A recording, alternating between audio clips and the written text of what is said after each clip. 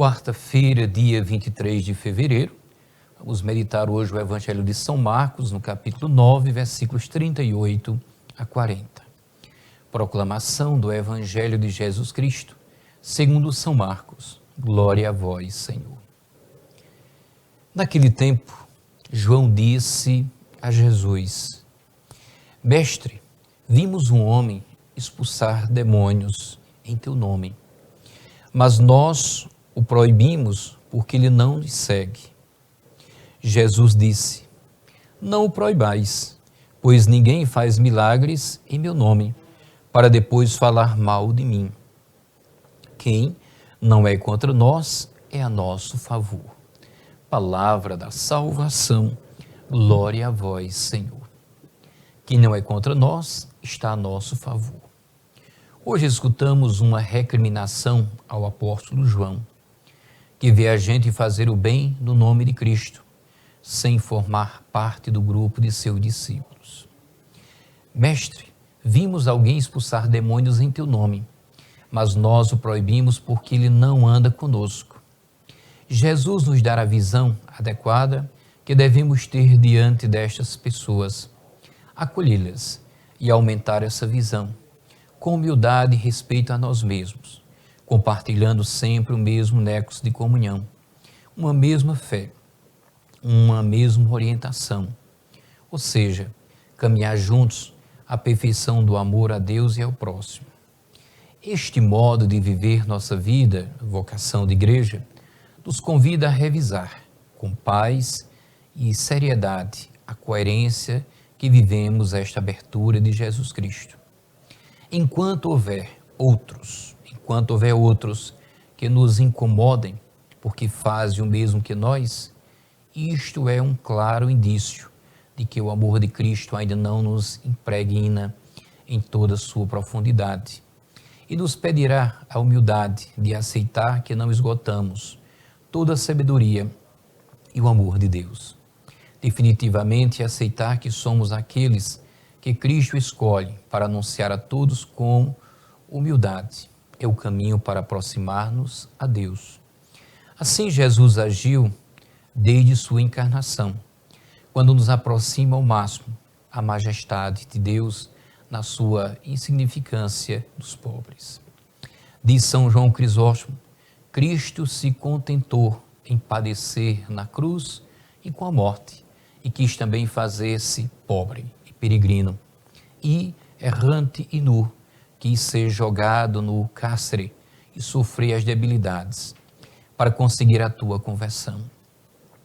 Se Cristo não deixou passar nenhuma oportunidade para que possamos viver o amor com os demais, tampouco deixemos passar a ocasião de aceitar o que é diferente a nós, no modo de viver sua vocação a formar parte da igreja, porque quem não é contra nós está a nosso favor.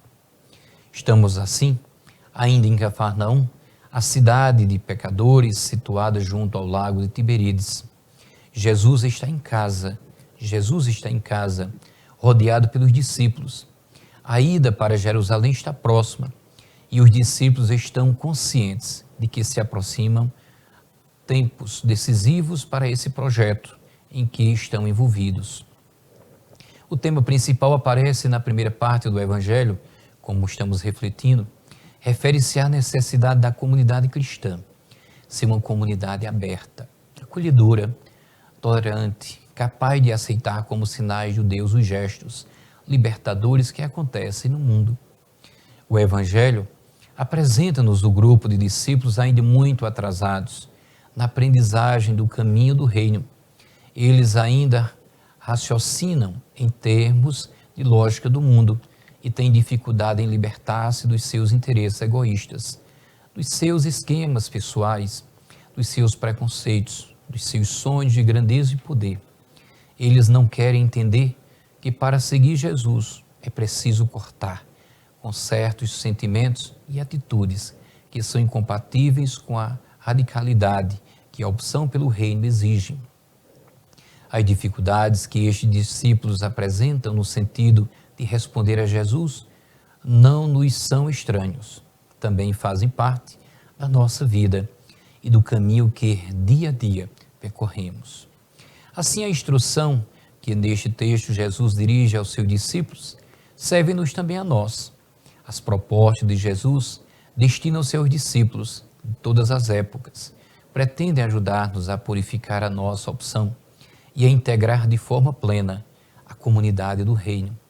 Antes de tudo, Jesus mostra aos seus discípulos que a comunidade do reino não pode ser uma seita arrogante, fechada, intolerante, fanática, que se arroga na posse exclusiva de Deus e das suas propostas. Tem que ser uma comunidade que sabe qual é o seu papel e a sua missão, mas que reconhece que não tem o exclusivo do bem e da verdade e que é capaz de se alegrar com os gestos de bondade e de esperança que acontecem à sua volta, mesmo quando esses gestos resultam da ação de não crentes, de pessoas que não creem ou de pessoas que não pertencem à instituição igreja. O verdadeiro discípulo, repito, o verdadeiro discípulo não tem inveja do bem que os outros fazem. Não sente ciúme se Deus atua através de outras pessoas. Não pretende ter o monopólio da verdade, nem ter o exclusivismo de Jesus. O verdadeiro discípulo esforça-se cada dia por testemunhar os valores do reino e alegra-se com os sinais da presença de Deus em tantos irmãos com outros percursos religiosos que lutam por construir um mundo mais justo e mais fraterno. Os discípulos de que o Evangelho de hoje nos fala estão preocupados com a ação de alguém que não é do grupo, pois temem ver postos em causa os seus sonhos pessoais de poder e de grandeza. Por detrás dessa preocupação dos discípulos não está o bem do homem, aquilo que em última análise deveria mover os membros da comunidade. Mas o que está em jogo é salvaguardar de certos interesses egoístas, estar próximo ao Mestre. Deus nos livre. Todos um feliz e abençoado dia.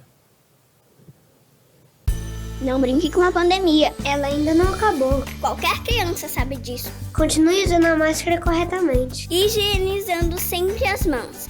Evitando aglomerações. E tome a dose de reforço da vacina. Mas mesmo assim, os sintomas aparecerem, ligue a gente para a saúde. 3211-9844. Ah, e as crianças também já podem ser vacinadas, tá? Governo do Estado, somos todos Paraíba.